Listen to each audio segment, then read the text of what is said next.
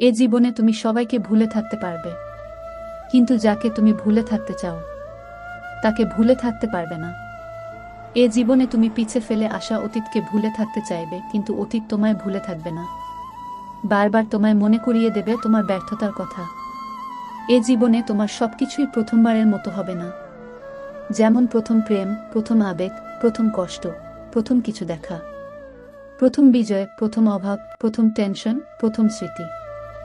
এ জীবনে তুমি নিজের মতো করে বাঁচতে চাইবে, কিন্তু সময় তোমাকে সময়ের গতিতে বাঁচতে শেখাবে। যে শিক্ষা তোমায় কষ্ট দেবে, আবেগ দেবে, অপমান দেবে, সম্মান দেবে, লজ্জা দেবে, আর এই শিক্ষা তোমার জীবনকে আসল শিক্ষা দেবে।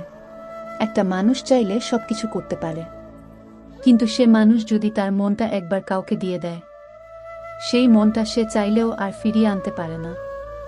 ভালোবাসার মানুষ যতই আঘাত করুক না কেন, সে আঘাতের বিপরীতে তাকে আঘাত করা যায় না। কেন যায় না? এই প্রশ্নের উত্তরটা কেউ চাইলেও ভাষা দিয়ে প্রকাশ করতে পারবে না।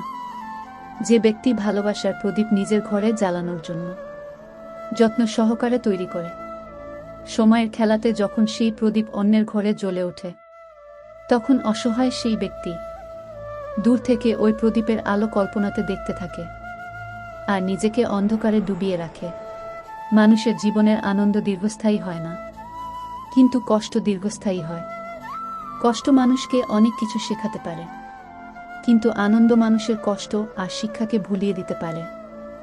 আমরা যখন সুখ, শান্তি আর আনন্দকে উপভোগ করতে থাকি, তখন কষ্টের দিনগুলোকে ভুলে যায়। কিন্তু আমাদের মনে থাকা উচিত, সুখ শান্তি বেশি দিনের জন্য হয় না। মানুষের জীবনে কষ্ট অধিক সময় থাকে, তাই কষ্টকে আলিঙ্গন করে ভালোবাসা উচিত। কারণ কষ্ট যে শিক্ষাগুলো দেয়, সেই শিক্ষা অন্য কিছুর মাঝে পাওয়া যায় না। কষ্ট মানুষকে জীবনের আসল স্বাদ উপভোগ করায়, আর আনন্দ সে তো ক্ষণিকের অতিথি।